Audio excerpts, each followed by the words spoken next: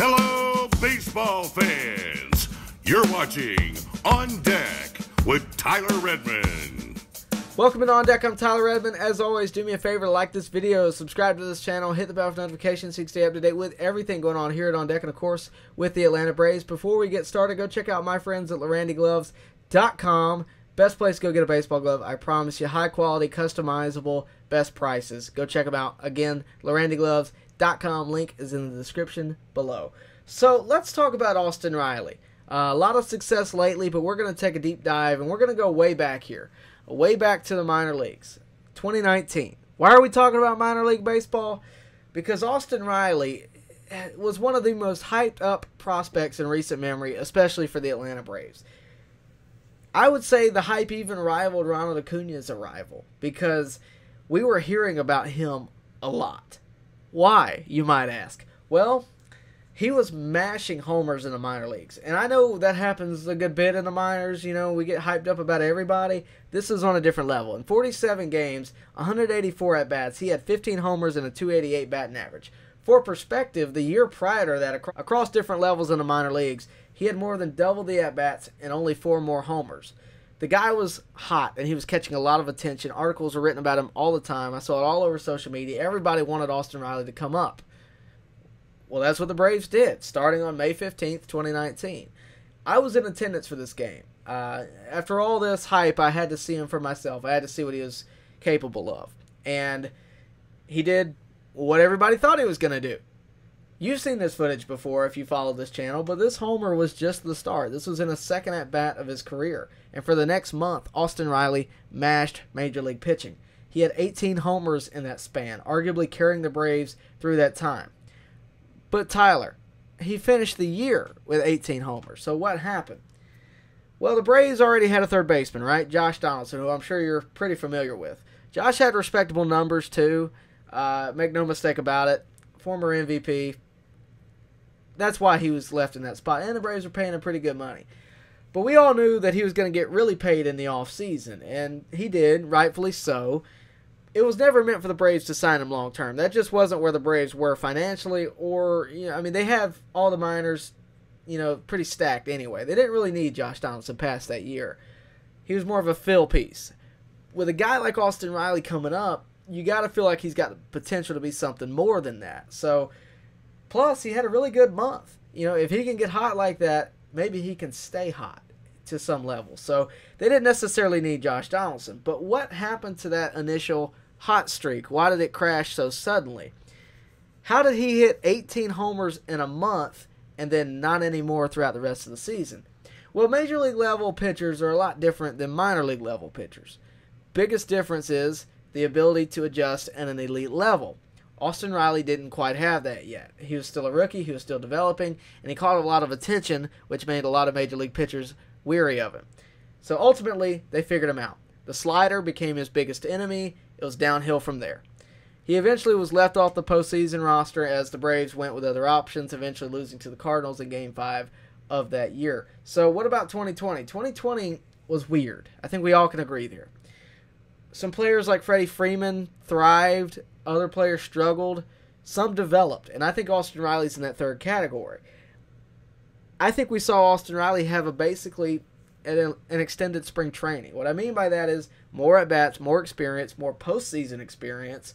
And I will always say this, postseason experience is never a bad thing for a young guy. Gets all the butterflies of the regular season out of the way. He didn't have terrible numbers either. In the stacked Atlanta offense, he didn't stand out, but he hit 239, he had a 301 on base. So the power numbers weren't really there. He had 8 homers. It's kind of hard to tell what would have happened in 60 games. You know, anybody can get hot for that period of time. Anybody can get cold for that period of time. It's really a hard thing to tell. But the Braves didn't go spend money on a third baseman. They didn't trade Austin Riley away for instant success. They waited, mainly because they were given the opportunity to do that. What I mean by that is Freddie Freeman, Marcell Ozuna, Travis d'Arnaud, Ozzie Albies, Ronald Acuna, and I would throw in Dansby Swanson, are more than enough to carry an offense. So the Braves were given a chance to take time and see his development through. He played a stellar third base. He even made a few really good plays in the postseason against the Reds, if you'll remember. But I knew there was more than defense with this guy. After that start his rookie year, there had to be more, right? And what about the critics, right? Everybody's criticizing this guy. Everybody wants to trade him. So one thing that's never going to go away with any sport is emotional sports fans. Okay? Baseball is not excluded. But the Braves are not excluded to that. I love it. If you're an emotional fan, I appreciate you watching the channel. I know I have some. It's okay. I'm not that way personally. I try to stay in my realm. But with that said, a lot of you folks kind of jumped to things a little too early. He was a rookie, right? Keep in mind, he just recently crossed that 162 game mark in his career this season, okay, like 10, 12 games ago. It wasn't that long ago. So before the season, he didn't have a full season under his belt. I know it feels like he's been around a long time, but he got called up in May, was DFA'd, optioned after a couple of months, and then he had a 60-game season last year. So he didn't really have a ton of time under his belt.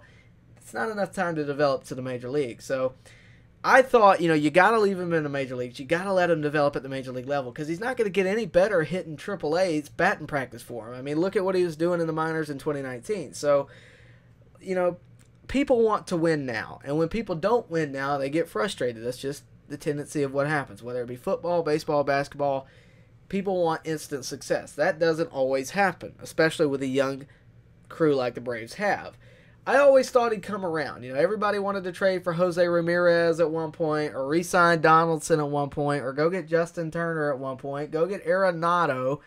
I wanted to wait. I wanted to see what Riley would become.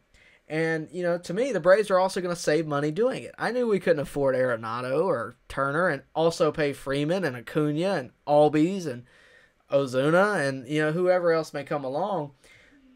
Step in Chipper Jones, okay? Chipper Jones, if you didn't already know this, Chipper Jones was instrumental in the development of Austin Riley, okay? The moment I found that out, I instantly believed in him. And that might be me, being led by the blind, but I did.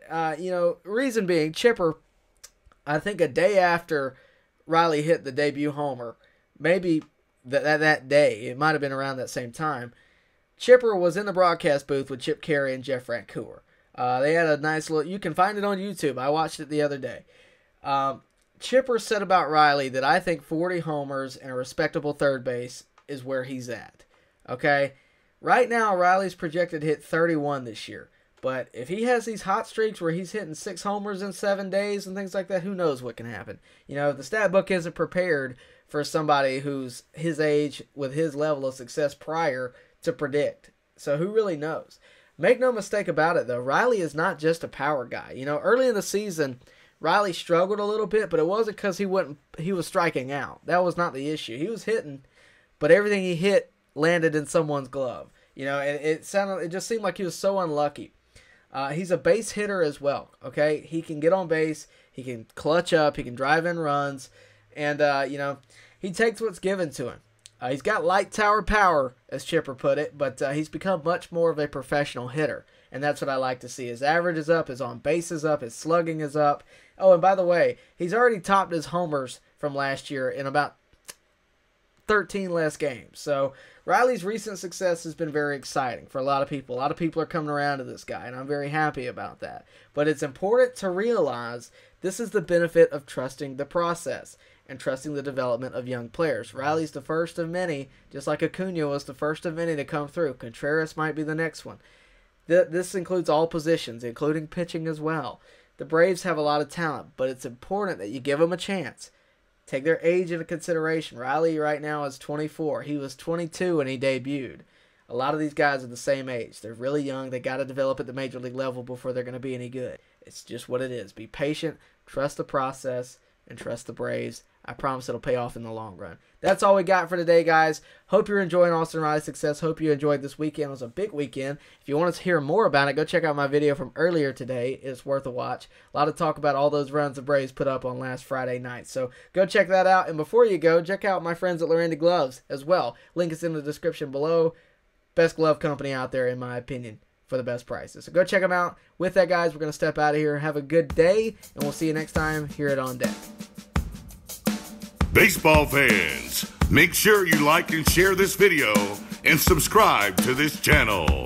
As always, thank you for your support.